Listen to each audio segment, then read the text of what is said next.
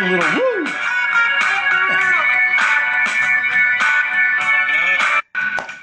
Oh, Nick Organ showed up. Good to see you. Bill, nice to see you, buddy. Thank you for being here.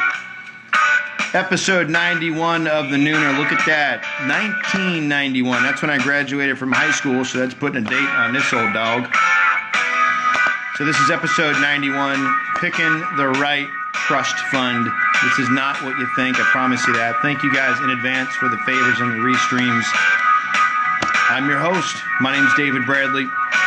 This is the Nooner, Noontime Nuggets about sales, business, and or life. I'm coming to you live Monday through Friday, 12 p.m. Pacific Standard Time, and I'm dropping a noontime nugget on you. Today we're going to be talking about picking the right trust fund. I promise you, not what you're thinking. Hey, Nick, I'm digging into Spartan Up right now. I got to tell you, that's some good reading. I'm really enjoying that, so I appreciate the recommendation. That guy is right in our line of thinking. I had mentioned to Grant or Jared that we should get this guy on our Power Players show. That'd be pretty sweet, man, because him and Grant looks like there's some mutual thinking going on right there. Wouldn't you agree? So good to see you, buddy. Thanks for being here. Jose Garza showed up. Nice to see you, Jose. Thank you for being here. There's two other people hanging out today. I can't see who you are. I'm guessing you're on your computer. So give me a shout out down below so I know who you are so I can say hi to you. But thank you guys. Thanks everyone for being here. What is the Nooner? But thank you guys. Thanks everyone for being here. What is the Nooner? As I had mentioned earlier, Joe is the man. Joe DeSena is the man. Yeah, I couldn't agree with you more on that, Nick. Challenging me, changing some think. So what's the Nooner? So like I mentioned in the very beginning, 12 o'clock noon Pacific Standard Time, I'm coming in here to drop a noontime nugget about sales, business, or life. Now the purpose of that is to give you some momentum, to give you a piece of energy, something to pick up, carry with you into the rest of your day. All right, it's 12 o'clock noon here on the West Coast. If you're on the East Coast, it means it's 3, right? Coffee's worn off for sure. You've had lunch, you got food in your guts, like sitting down there, all the blood's rushing down there. I want to give you something to pick you up, right? Something that just takes you into the next level. So thank you guys for being here. And what are we talking about? Well, Tuesdays are the day. Oh, shoot, I forgot to introduce the rest of me. Okay. My name, David Bradley. That's handled, okay? 3 things about me you want to know. Number 1, I'm a sales and marketing manager with Grant Cardone. I've been working with Grant since March of 2011. Grant's technology took me from barely surviving in sales to thriving in it. I got an opportunity to share that with other people, and that's why I'm here talking to you guys today. What we do in our company, Cardone Training Technologies, is we will increase production in your company 15 to 30% simply by helping you find and then handle missed opportunity. So if you think about where deals might be leaking out, where there's opportunity for growth and development, if you'd like some help with that, I'm your guy. My name is David Bradley, 310-777-0352. If you can't get me there, email me, david@grantcardone.com. 2 other things on me real fast. I'm the author of a book called How to Stop Smoking Without Killing Anyone. I smoked cigarettes for 15 years. I could not quit. I tried many times, failed every single one of them. But I found a way to stop. There's a difference, and that's the topic of my book. It's called How to Stop Smoking Without Killing Anyone. Third thing on me, check out stopdon'tquit.com for more on that. Third thing on me is I'm the founder of a hashtag called Rich Man's Gym. This is my next book. This is about home-based strength and conditioning for body, mind, and spirit. I don't believe you got to go to the gym to get in the best shape of your life. I think that's something you can accomplish from home, in the garage, in the backyard, at the local park, the beach, right? And there's a connection between being out in nature and exercise, and it's valuable. As I say that, Wonder Woman pops onto my screen, into my stream. That is awesome. Seema, you have the best avatar ever. Thank you for being here. Welcome. Appreciate you popping into the Nooner today. I'm going to follow you. I had the biggest crush on Linda Carter when I was a kid. Right? What young man did not? So thank you for being here.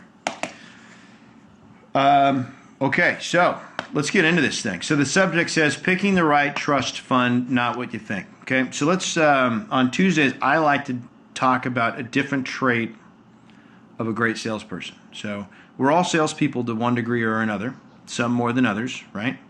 Bill and Nick know this. But the question is, how do you become great? Like what makes a salesperson great? Because once you understand that, then you can duplicate it. Make sense? So there are about 65 different traits of a great salesperson. Grant has isolated them. He's isolated 50 for sure. He put an article out about it. You can find it if you just Google that.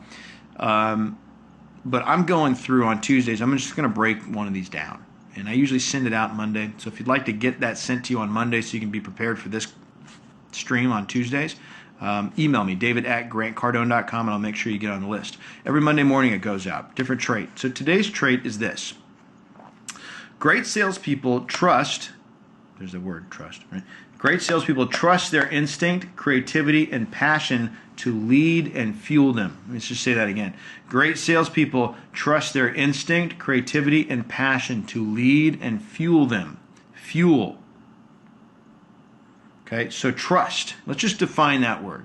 Okay, that is the belief that someone or something is reliable, good, honest, and effective. So what kind of trust do you have within your personal, your instinct, your creativity, and your passion? Do you trust it enough to where you allow it to lead you and to fuel you?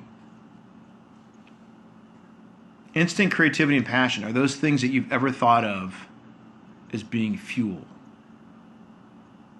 Because you can't drive your car on instinct. You need gas. Right? But can you drive you? Yeah, you can. You know when the gut is talking, right? Wouldn't you agree? And that doesn't mean I'm hungry. It means, hey, you're doing something right or you're doing something wrong. You know when your gut is talking to you, right? So with that in mind, if we look at trust fund, okay, that is a fund comprised of a variety of assets intended to provide benefits to an individual or an organization. Your instinct, your creativity, and your passion are benefits. They should be. They better be. So you need to start working on trusting them if you don't. Because that means that you are a living trust fund. Is that, you follow? So maybe if you're taking notes, write this down. Rate yourself on a scale from 1 to 10. How much do I trust my own creativity? How much do I trust my instinct? How much do I trust my passion? How much? Know that. You should inventory that stuff. Like, do I know where am I at on a scale from 1 to 10? And then if you're not at a 10 on these things, what can you start doing daily to get to a 10? Okay, so great salespeople have built the ability to literally trust their instincts. They trust their creativity. You ever get a feeling like, man, I should call that guy. You know what they do immediately without any further thought? They make the call. The reason for that is because they have that trust. They don't start second guessing themselves. If you're going to pause, if you have to pause, at the very least, use the pause to make sense of the behavior. You're like, man, I should call that guy. Instead of talking yourself out of it, talk yourself into it. Come up with, yeah, that would be a good idea because. I should call this guy because. Okay? Now, Grant will tell you that time is the fuel of fear. So if you're afraid of something, the longer you take to do it, the harder it gets. Right? Take somebody who's never jumped off a high dive, put them at the edge, see how long it takes them to not jump, but to walk back down the stairs. Because the longer they take up there, most likely they're not going to jump. Got it? I've been there. Went cliff jumping up near Dinky Creek a couple of years back. There was one. Forget it. I'm not really afraid of heights. It's falling I have issues with. So I couldn't do it. I couldn't bring myself to do it and I took too long up there. I should have just jumped. I had like 2 or 3 moments in the beginning. I'm like, just go. Nope, I can't. I'm like Cameron in Ferris Bueller's Day Off, right? I can't. I didn't do it. Okay? So to kill fear, just take time out of the equation. And when you get the gut feeling, do it. Okay? I'm going to see if I can get through this whole nooner without saying use the force. I blew it. I just said it. Nick, you jumped last week. Tell me how you jumped, buddy. How did you jump? So, where are you at if you had to measure that? Okay, that's your challenge today. You have to be your own trust fund manager.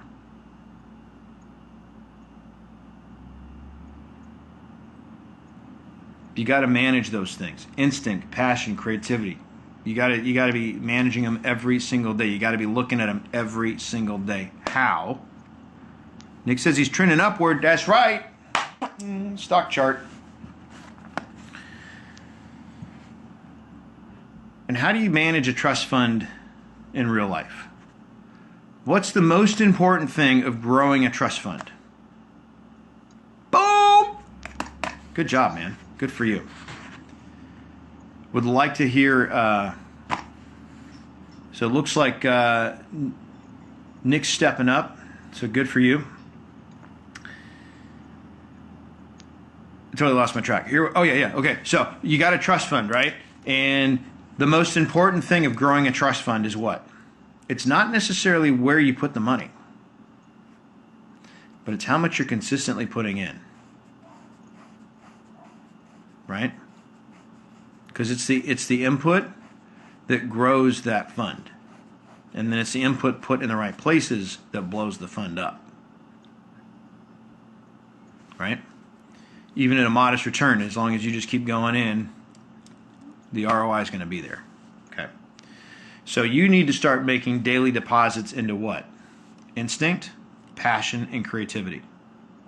You got to make a daily deposit into those three things. When I went through them on a scale of 1 to 10, if you wanted a 10 on all three, then you got to figure out, how can I make a deposit every day into my instinct?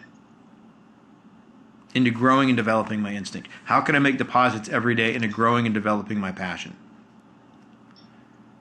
Things that make you passionate. What can you do? I'll tell you, one of my side hobbies that gets me incredibly passionate is fragrance. Ever since I was a little kid, any smell, like the smell of a room, right? Smell of a house, anything, fires me up. Always has, always will. Okay.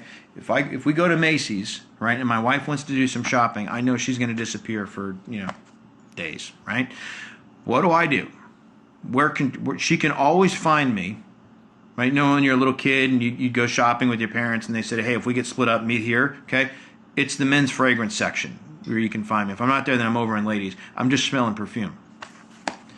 So one of my hobbies now, though, is I actually took a class on blending oils, fragrance oils, and making it. Totally jacks me up. I love it. It's really cool. It's painting with scent, right? And as you can tell, just by me talking about it, I'm getting excited. But that's one way that I fuel passionate Dave, okay? Also gets my creativity going. And does that bleed into other things that I do in my life? Well, heck yeah, it does. Okay? I also exercise, right? I know I got Nick over here tuned me into a book called Spartan Up. I know Nick works out. I know Jose Garza works out. Bill, you're on this thing. Do you exercise? What do you do to get your passion fired up? What makes you passionate? What gets your creativity going, right? I've had some of my best ideas working out. I've also had really good ideas in the bathroom, but that's a different subject altogether. But I have some really good ideas when I'm exercising. So what can you start doing to make these deposits into your instinct, into your creativity, and into your passion? That's the point of that. That's where we're all headed with that. That's why I'm pink now. And I'll tell you this. Here's the quote. Find ways to let your creativity, your passion, your brilliance, and your instinct to let it out. And then more importantly, give yourself permission to trust it. Nick does P90X, right? That's a workout right there, right? That's how to get stinky sweaty in 20 minutes or less, okay? Give yourself permission to trust it. And then recognize that, hey, you don't have to have it all figured out. Remember what Grant says, right? Commit first, figure it out later. Okay. This is what it takes to be exceptional. So I drop this postcard every time I wrap up one of these nooners. It says your greatness. Don't fight it. Okay. And that's poignant right now because you want to start looking at, hey man, if I'm not trusting my instincts, if I'm not trusting what my gut's telling me right now, if I'm not trusting what makes me passionate and what gets me excited and creative, if I don't put some trust in that, then I'm fighting my own greatness. Not everybody has to like you. Okay? Let me read the back of this card. I am intense. I'm obsessed. I do what others refuse to do. I must control my destiny. I am never satisfied. I cannot settle. I rise while others sleep. I refuse to quit. I am driven to succeed. I'm a role model for others. Is that you?